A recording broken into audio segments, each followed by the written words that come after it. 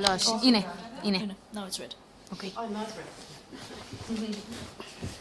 Okay, great. Now, just to remind you, however confusing all this is, but the types of Buddha nature that are set forth here, they're all closely related. So even when you hear about Vaibhashika and Satantrika, those characteristics, even when you hear those different types of characteristics, also it makes sense that someone who has awakened their Buddha nature has those aspects, has those qualities. So it totally makes sense. But none of those is really able to identify the thing that is most important, that is most relevant to becoming a Buddha. So what is in the Chittamatra school, of course in the Vaibhashika and Satantrika, just characteristics. They're just characteristics. Don't talk about potential, don't talk about emptiness, none of those. They just talk about being satisfied with this, that, and the other.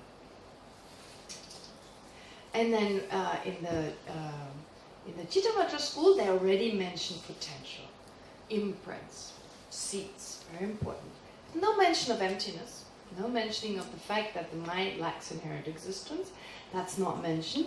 Not even the mind itself is mentioned. So the mind itself, which understanding that it's this mind that is responsible for us. So having this particular mind. So in the Madhyamika system, in the highest system, they do talk about emptiness, the mind, and the potential. All those are Buddha nature. They mention 3. Whereas in the Chittamatra, only one is mentioned, potential. And that's how we usually think of Buddha nature. But actually we're wrong to think of only as potential. So when we talk about, Sipi earlier said, well, the Vaibhashika and the Satantrika, they don't mention the potential. That's wrong. But only potential, that is also not right.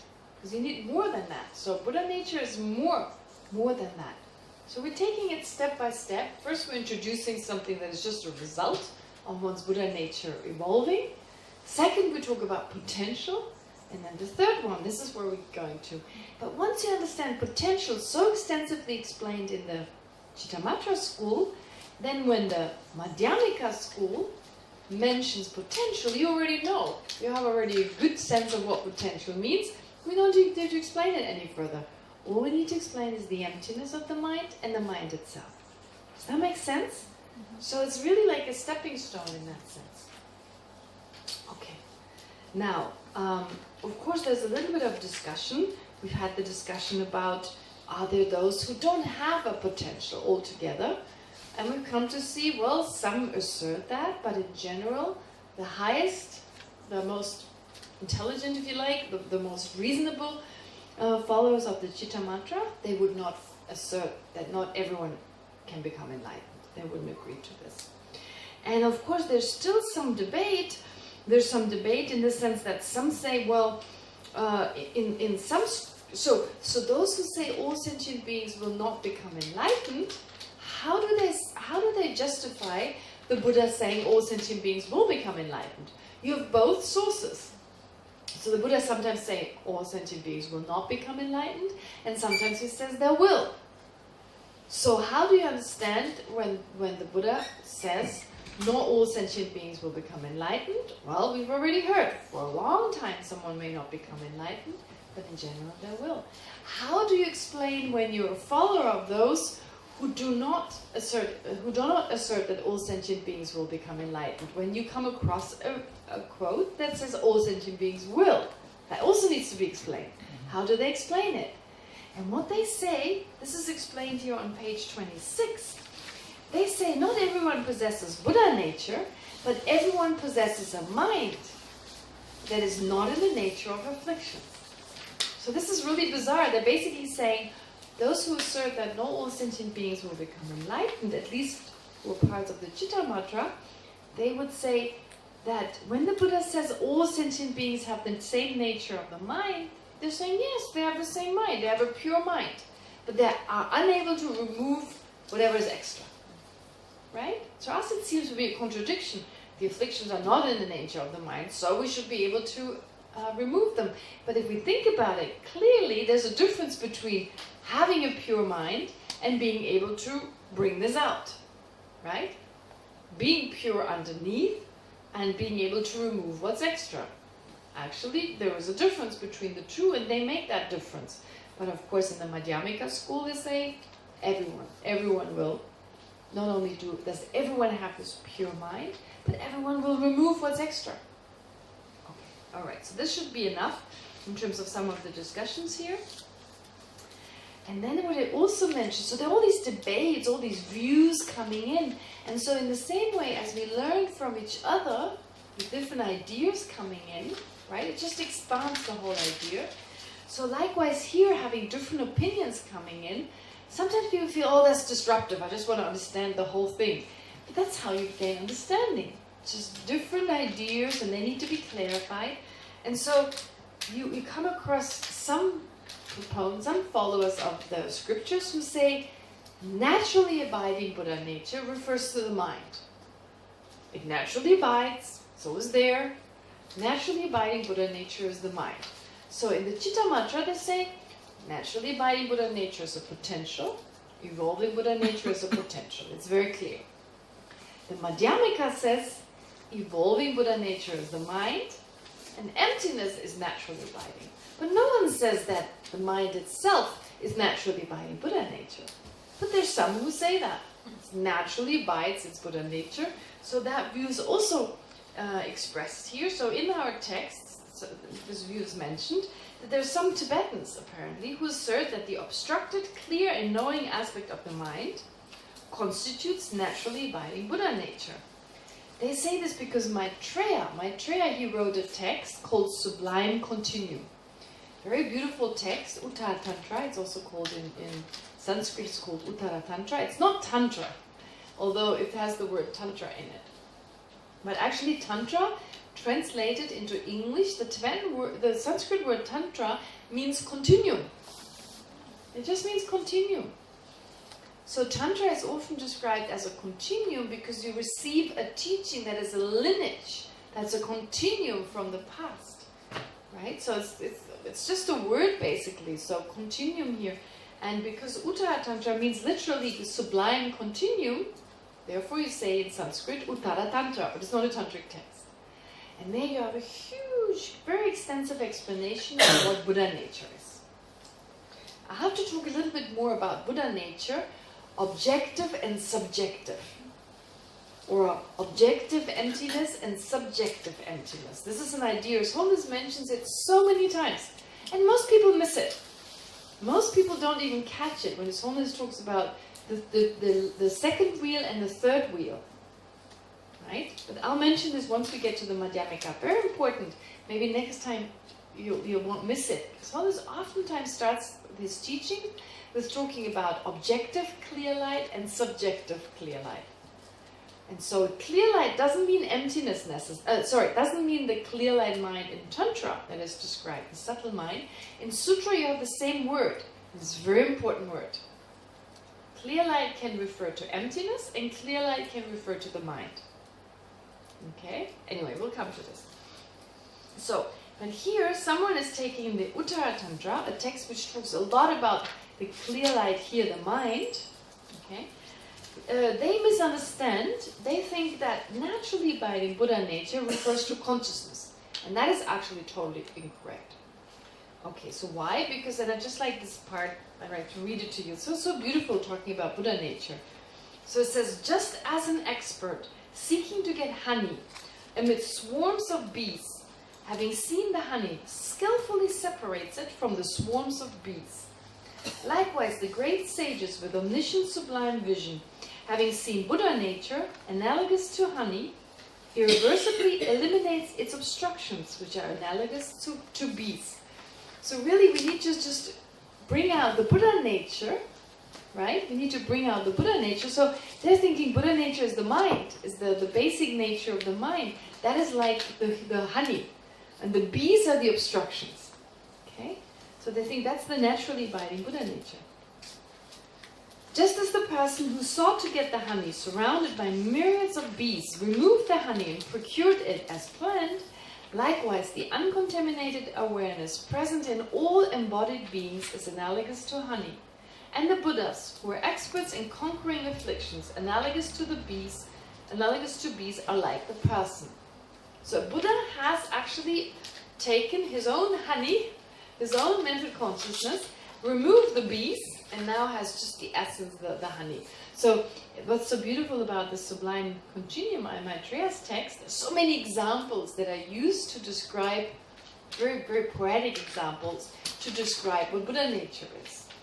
You know, like Buddha nature as in like a piece of gold hidden underneath a crappy house, right? I mean, there are other examples that are mentioned, like, well, the example of the bee, that's one example. The example of gold, the example of a fruit, for instance, that will be mentioned later on. And it's very beautiful because in Thailand, in fact, there was a statue founded many years ago that was very ordinary, very kind of like just a dirty kind of Buddha statue, made of mud or made of clay. You've heard about it, right? And then one day the clay started to split, and they realized there was a golden statue underneath that someone hid when there was war or there was some, event in Thailand, and they discovered this very precious statue underneath it that was hidden so that people didn't rob it. So this is similar here, the analogy of like the internal Buddha nature that's just covered. So our mind is basically just covered by those misperceptions, by all the wrong views, and so that is true for others too, and that's described in this passage here. But what is so important is that the naturally abiding Buddha nature, the natural here, actually needs to refer to emptiness. So even the Chittamatrans don't get it right when they talk about it as the potential. The word natural here means the ultimate nature of phenomena.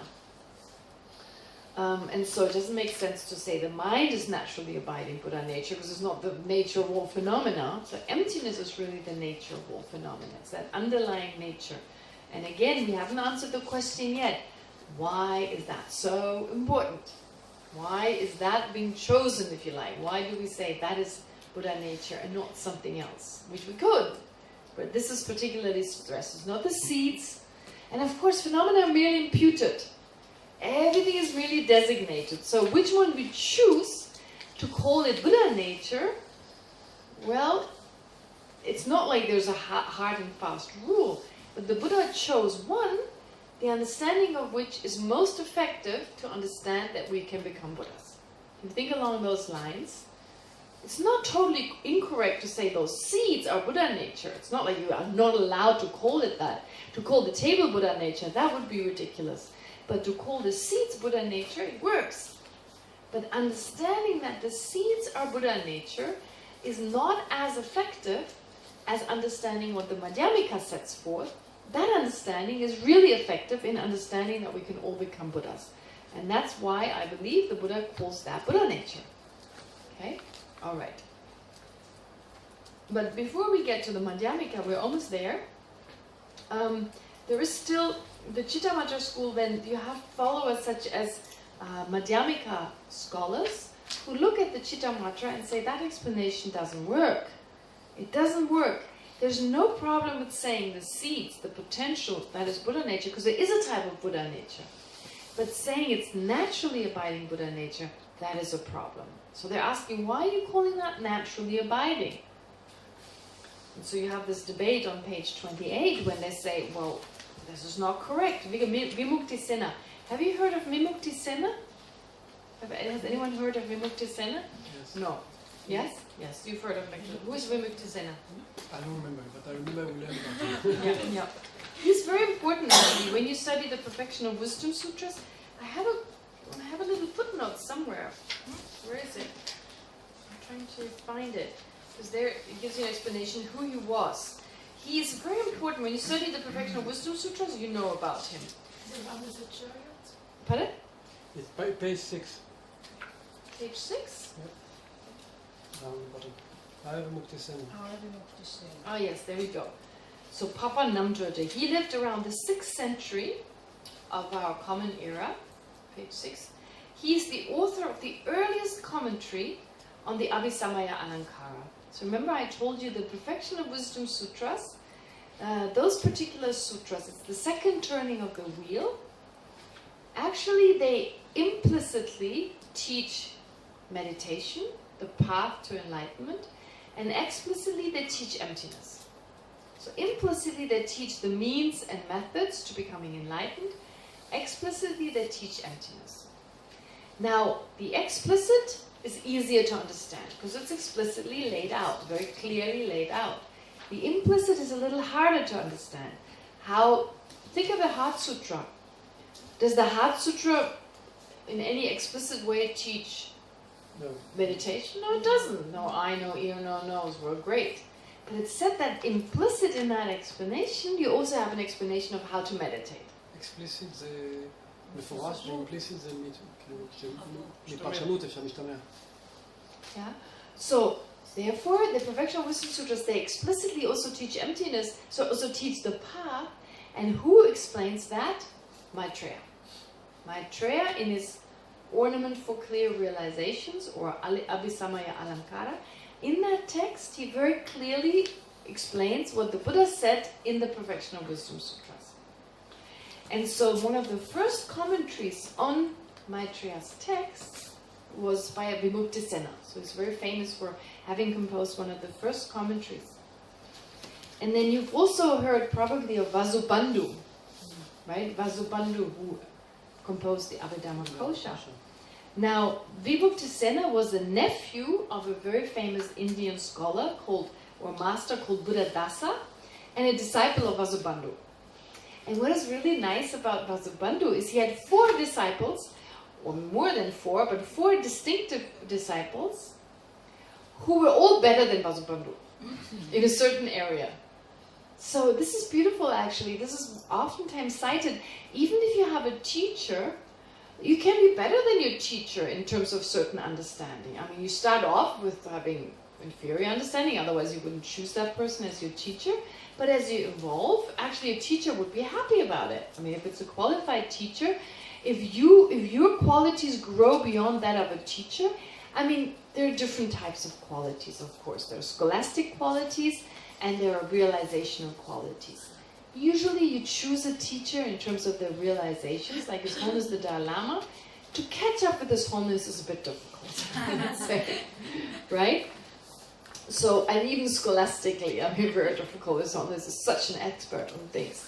But you may have, a teacher who is just, knows about certain things, and you become better than that teacher.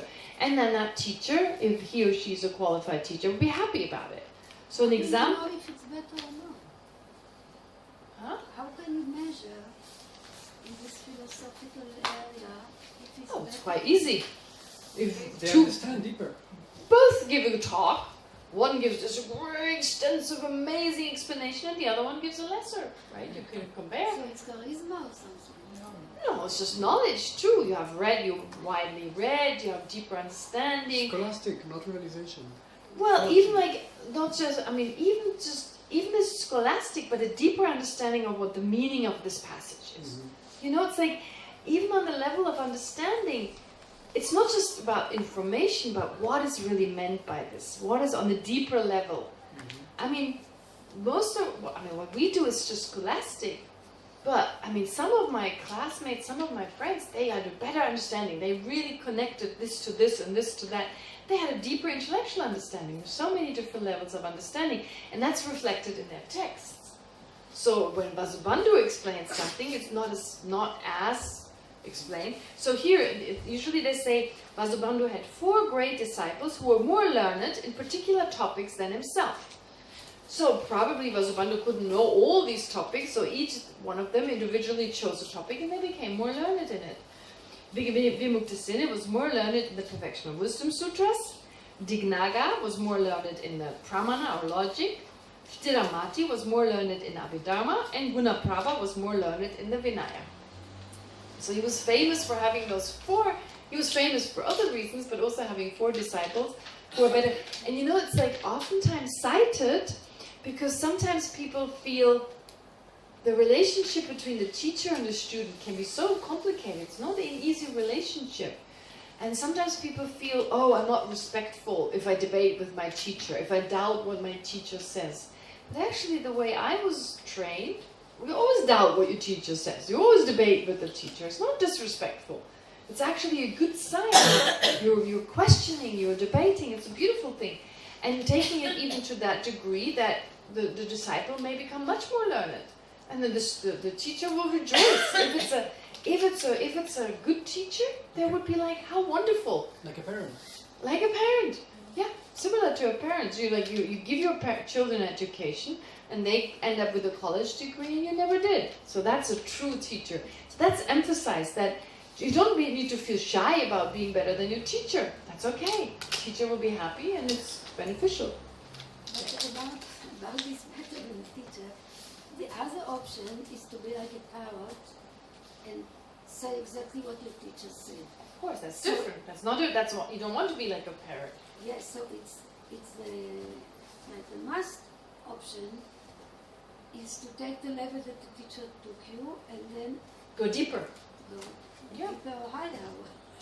Deeper meaning. Yeah, deeper in terms of your understanding. Exactly. You need to come to the same level as your teacher, and even go further. That's exactly what Sippy is saying. So yeah, it's exactly true. You go to the same level and take it even further to become more learned. Absolutely. But that's what the teacher wants. That's what the teacher... So it's not about ego. It's not about, oh, I'm better than my student. I mean, that would be terrible. Right? Okay. All right. So anyway, that's the discussion here in the Chittamatra school. So Vimuktisena, he's saying the Chittamatra school, so this particular person, now you have a better sense of who he was. So this particular scholar says the Chittamatra school, it doesn't work. Because what do you mean with naturally? Right? It should convey something specific, but what do you mean with naturally abiding? Now, usually our sense naturally abiding is it's naturally there. But the response apparently by the Chittamatra is it's a cause. It's a cause. It gives rise to something. So it's naturally, as in like it gives rise to something. But then you can say evolving Buddha nature gives naturally rise to something. So it doesn't really capture the meaning of the word naturally. Naturally should convey something specific.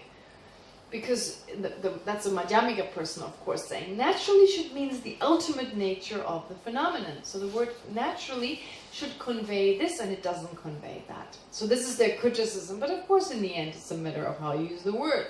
So we're not trying to get caught up in the words, but that's just the criticism that's presented here.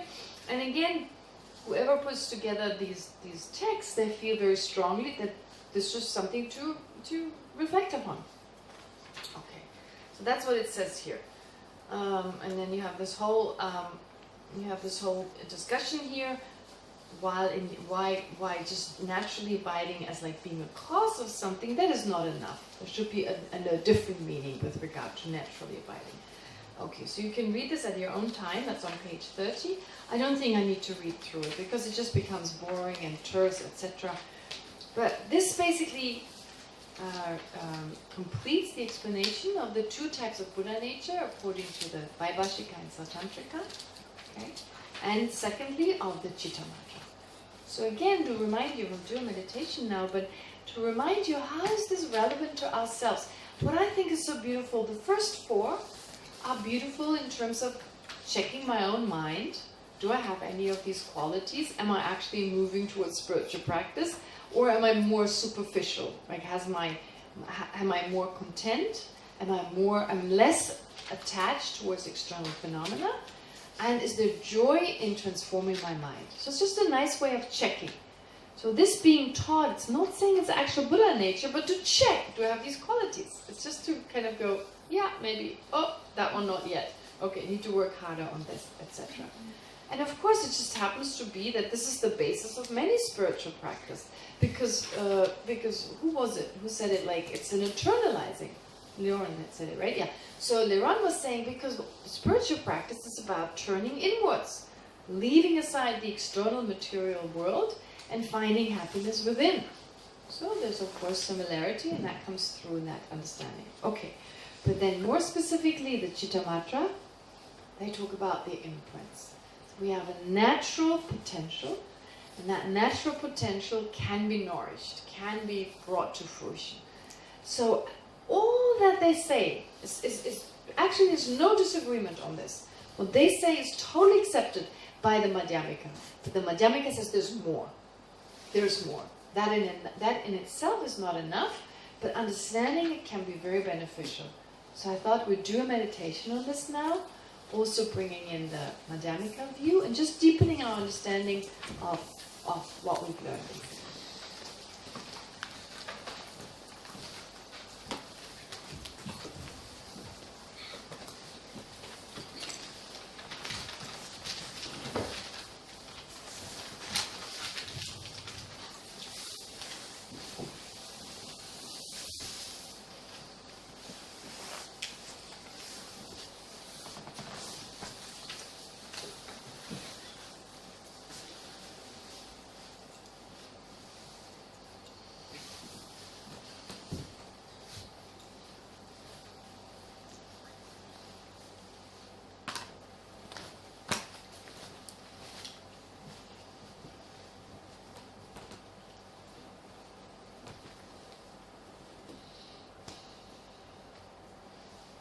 So we start with focusing on the breathing.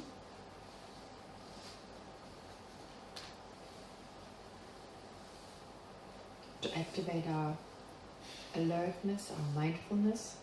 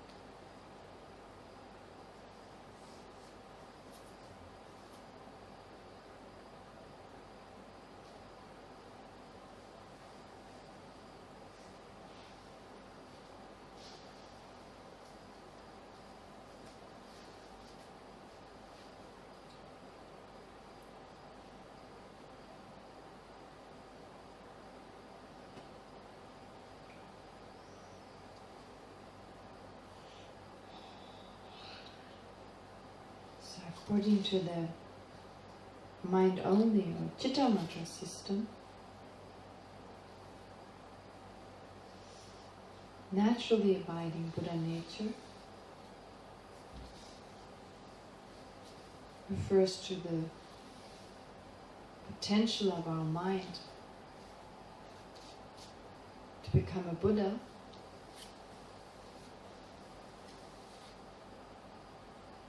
but a potential which has not been nourished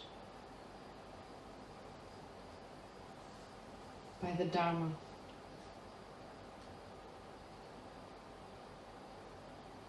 It's not been activated by listening, contemplating, and meditating on the Dharma.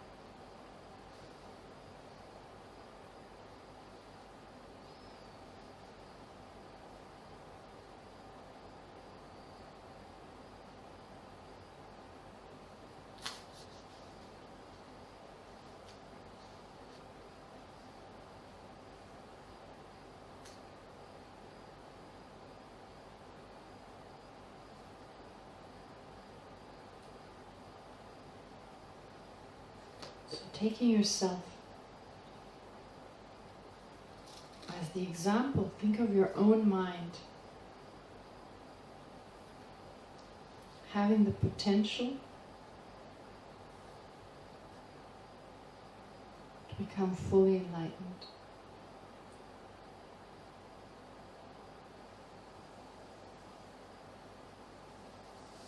The potential to remove whatever is extra, not in the nature of the mind.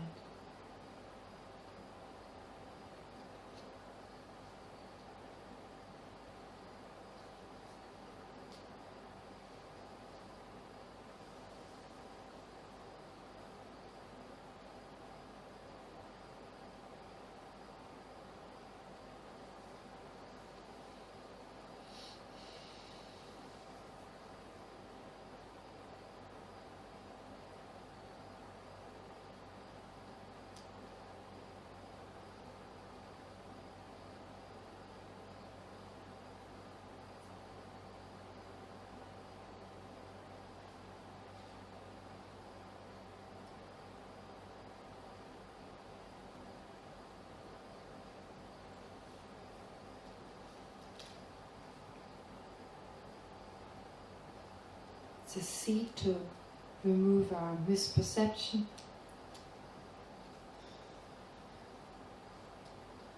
our anger, craving,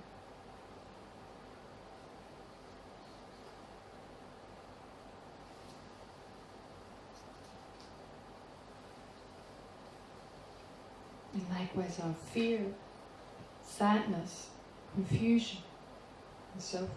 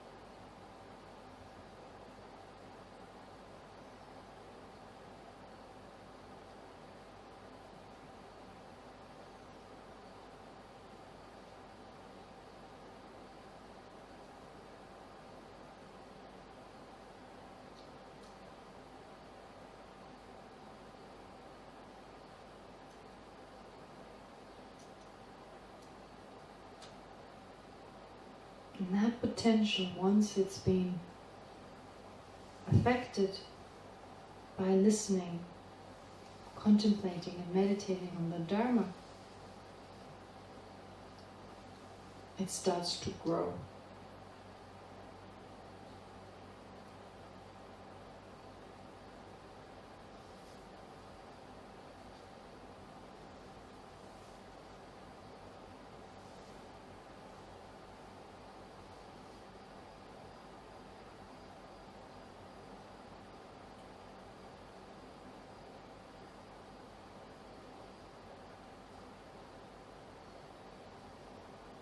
Try to visualize that being the case with your own mind.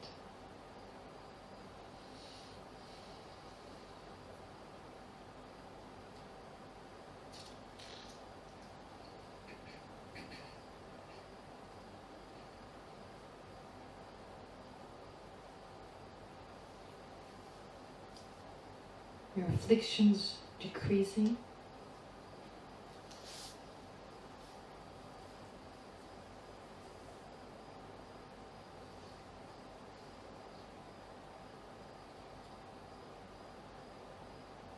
Less fear, worry.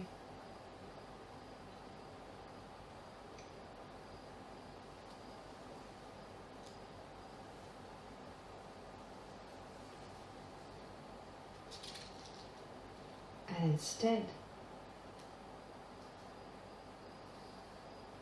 the wish for all sentient beings to be happy, free from suffering.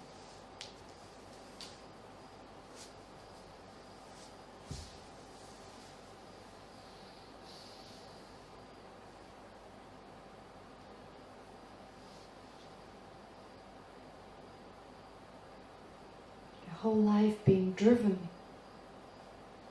by that aspiration, by that wish.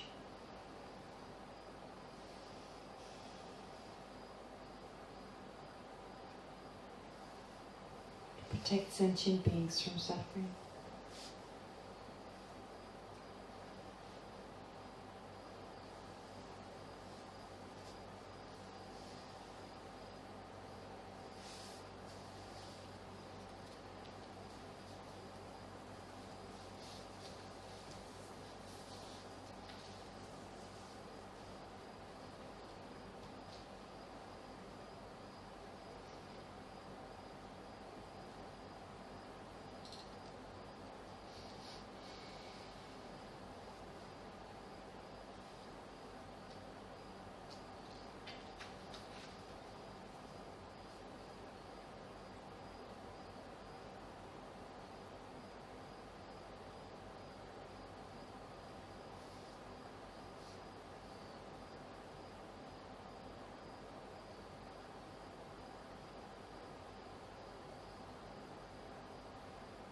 would mean that your Buddha nature is now evolving Buddha nature.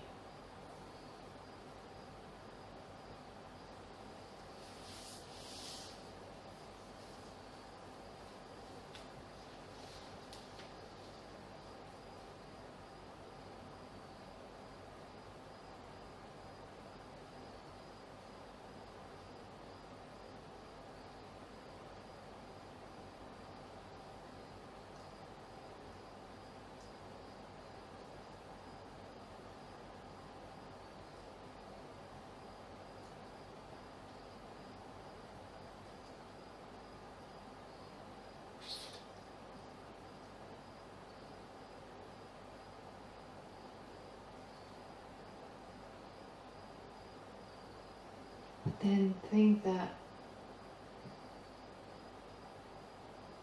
not only you yourself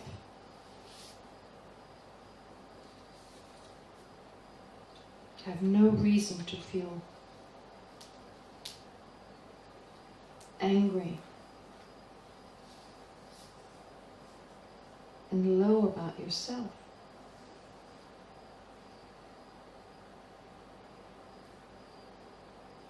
Because of this amazing potential.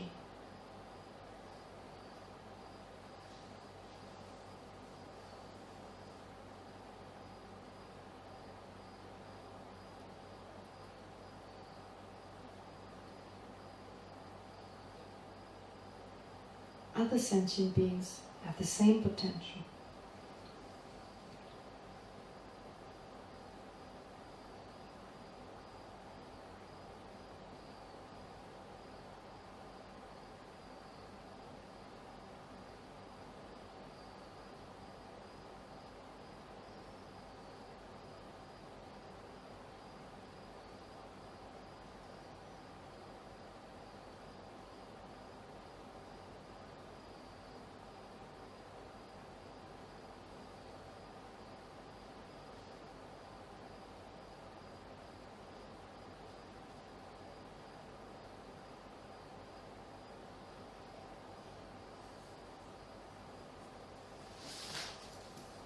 And so therefore, try to bring to mind a person you find especially difficult,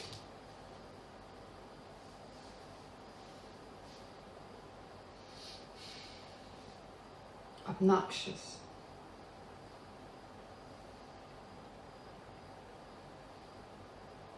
and maybe even evil.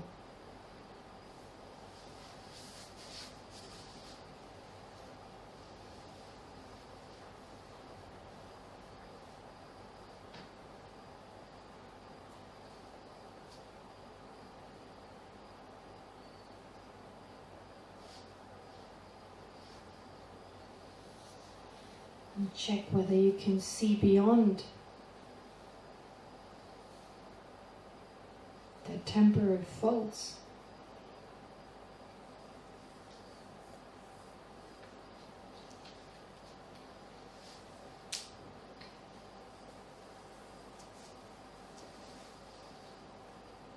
And become aware of their amazing potential.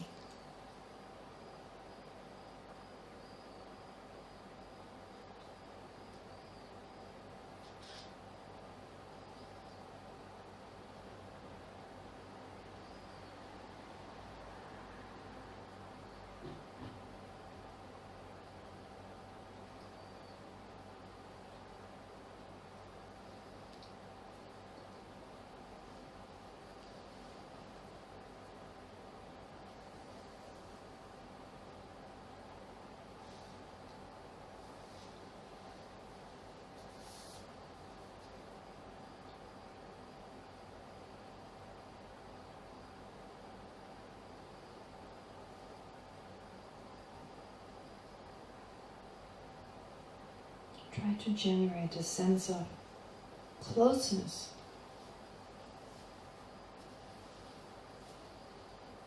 and respect for that person.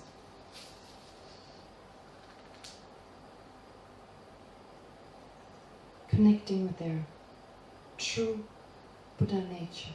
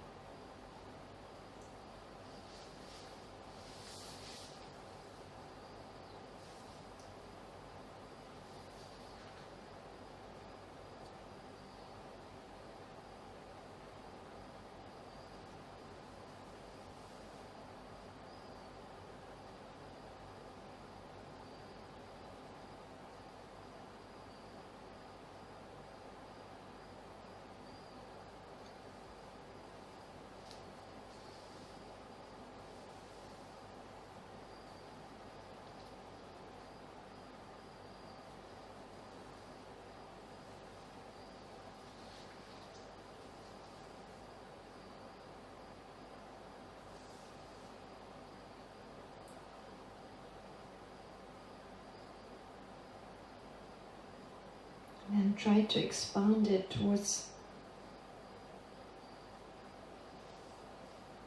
other sentient beings.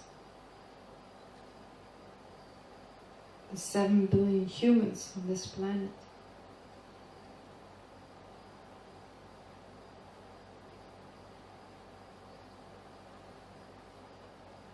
The trillions of animals, insects.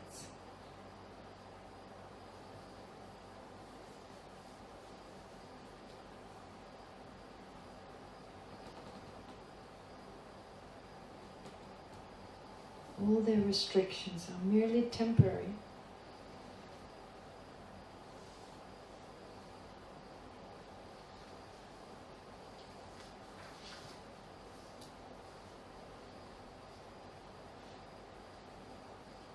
While they all have the potential to become fully enlightened.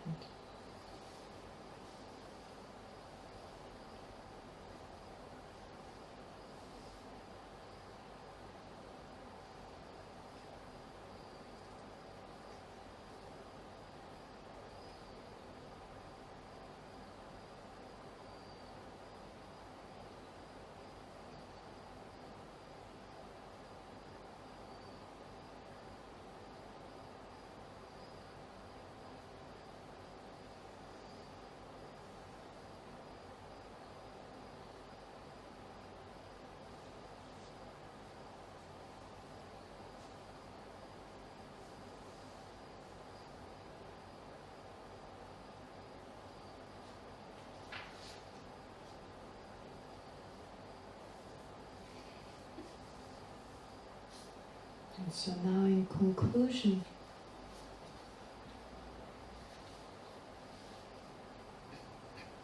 whatever feeling has arisen as a result of this contemplation,